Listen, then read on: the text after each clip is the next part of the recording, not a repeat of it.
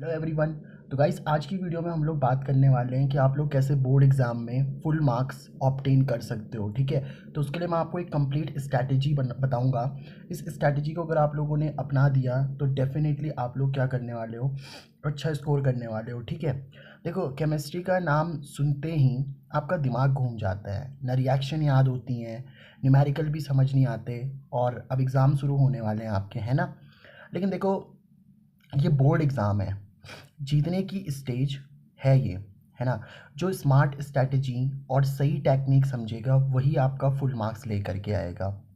और बस टिप्स ही नहीं, तुम्हारे लिए मैं फुल सिलेबस के वन शॉट वीडियोस बना रहा हूँ जो इन डिटेल और क्रिस्टल क्लियर एक्सप्लेनेशन के साथ में उनको एक्सप्लेन कर रहा हूँ, है ना। तो चलो स्टार्ट करते हैं। इस वीडियो की शुरुआत पे मैं आपको ऐसी 5 ऐसी स्ट्रैटेजीज़ बताऊंगा, है ना, जो आपको पक्का 90 प्लस दिलवाएंगी। ठीक है, तो हम लोग सबसे पहले बात करते हैं स्ट्रैटेजी नंबर 1 की, that your NCERT is your gold mine, है ना। देखो सबसे पहले एक बात समझ लो, एनसीईआरटी के बिना केमिस्ट्री में नंबर लाना मुश्किल ही नहीं, नामुमकिन है। और हर रिएक्शन, हर कॉन्सेप्ट वहीं से पढ़ना है। कोई भी रिएक्शन हो, कोई भी कॉन्सेप्ट हो, वो आपको एनसीईआरटी से ही पढ़ना है।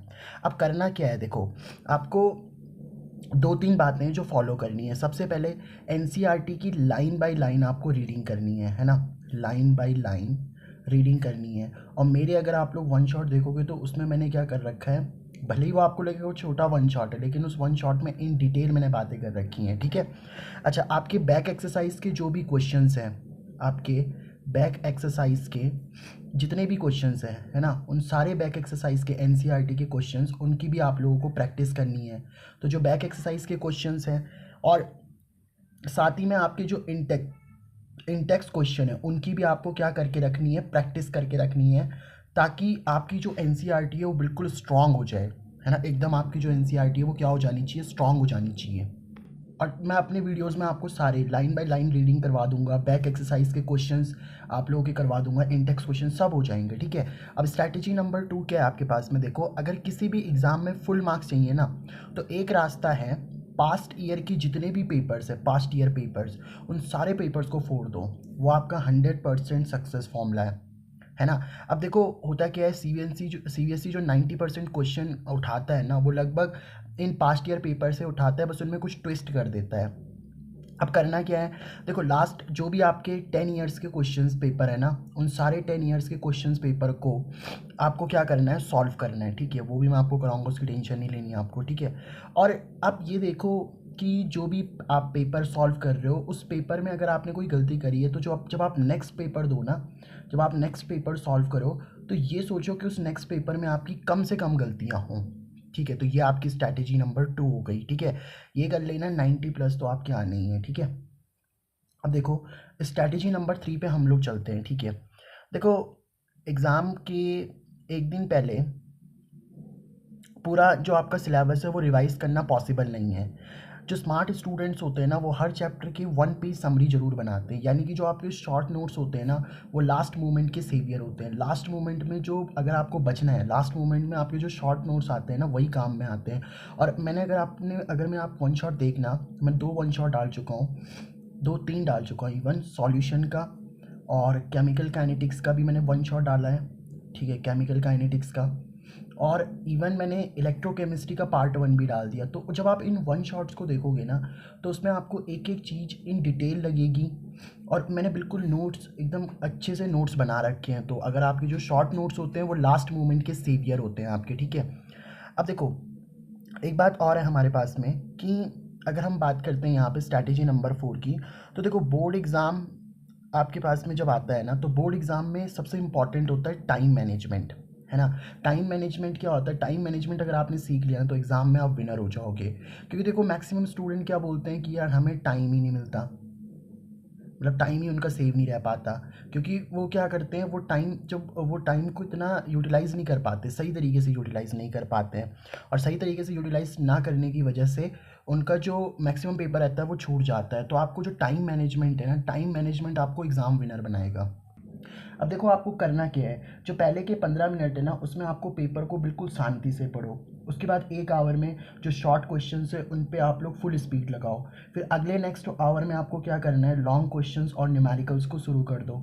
और लास्ट के 30 मिनट्स में आप लोगों को कम से कम अपनी आंसर शीट चेक करके आपको देखना है कि यार फाइनली मैंने सही करा या नहीं करा। तो ये आपकी जो स्ट्रेटजीज़ है इनको आपको अपनाना पड़ेगा, ठीक है। और फिफ्थ स्ट्रेटजी क्या है आपके पास में, फाइनल 15 डेज़ का गेम प्लान क्या है आपका। फाइनल के 15 डेज़ में अब क्योंकि लगभग 15 दिन ही बचे हुए हैं, तो उन 15 दिनों में आप क्या कर सकते हो, क्या ऐसी चीज़ें हैं जो आपको 90+ दिला सकती हैं। तो देखो अभी भी 15 दिन तो है ना, और ये जो मैं आपको टॉपर स्केड्यूल बता रहा हूँ ना, अगर फॉलो कर दिया तो केमिस्ट्री में अगेन कह रहा हूँ मैं आपको 90+ तो आपके आने हैं। लेकिन आएंगे कैसे, देखो सिंपल सी बात ये है कि आप क्या करो, शुरू के 1 to 5 डेज़ में आपको क्या करना है, 1 to 5 डेज़ में पूरी की पूरी NCERT रीड कर लो। और मैं जो अपने वन शॉट करा रहा हूँ उसमें सारी NCERT आपकी कवर हो जाएगी, आपके बैक एक्सरसाइज के क्वेश्चंस हैं वो आपके कवर हो जाएंगे, ठीक है। और साथ ही में आपको इंटेक्स क्वेश्चन भी सॉल्व करके रखने हैं, ठीक है। तो बस फिर आपको ये तो 1 to 5 डेज़ में हो गया। अब आप क्या बोलोगे कि जब हम 6 to 10 डेज़ की बात करें, जब आप 6 से लेकर के 10 डेज़ की बात करो, तो उसमें आपको प्रीवियस ईयर के जो क्वेश्चंस पेपर हैं उनको सॉल्व करना है, ठीक है। प्रीवियस ईयर के question paper plus sample paper solve करने हैं, ठीक है। सैम्पल पेपर इनको सॉल्व करो।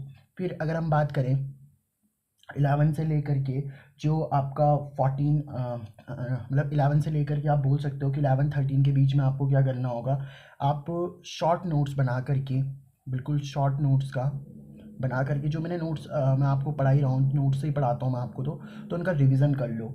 और उसके बाद अगर हम लोग बात करें डे 14 की, तो डे 14 में क्या करना है, आप लोगों को अपना खुद का एक मॉक टेस्ट बनाना है, पेपर को सॉल्व करने का, प्रीवियस ईयर क्वेश्चन पेपर को ही सॉल्व करने का एक मॉक टेस्ट बनाना है। और जैसे एग्ज़ाम में आप लोगों को एग्जैक्ट टाइम मिलता है ना, उसी के अकॉर्डिंग आपको बनाना है, ठीक है।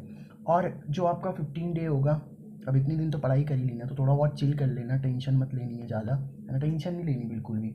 और साथ ही में आप लोग क्या करोगे, जितने भी फॉर्मूलाज वगैरह हैं, है ना, उनका एक क्विक रिवीजन, और जितनी भी आपके रिएक्शंस हैं उन रिएक्शंस का भी एक क्विक रिवीजन आपको कर देना है, ठीक है। तो बस यही आपकी वो चीज़ें हैं जो आपको बोर्ड एग्ज़ाम में क्या कराएंगी, ठीक है, 90+ और अच्छा स्कोर आपको दिलाएंगी केमिस्ट्री में। इवन ये केमिस्ट्री क्या, फिजिक्स मैथ्स हर जगह ही एप्लीकेबल है ना। तो बस आपको करना क्या है यार, चैनल को सब्सक्राइब कर दो, ठीक है। और एक एक चीज़ हम लोग अच्छे से समझेंगे। आप बस वन शॉट को देखना, वन शॉट आपके डिटेल कॉन्सेप्ट बनाएंगे, फिर उसके बाद हम न्यूमेरिकल्स भी करेंगे, बहुत चीज़ें हम लोग करने वाले हैं, ठीक है। तो मिलते हैं हम लोग नेक्स्ट वन शॉट में, तब तक के लिए बाय बाय।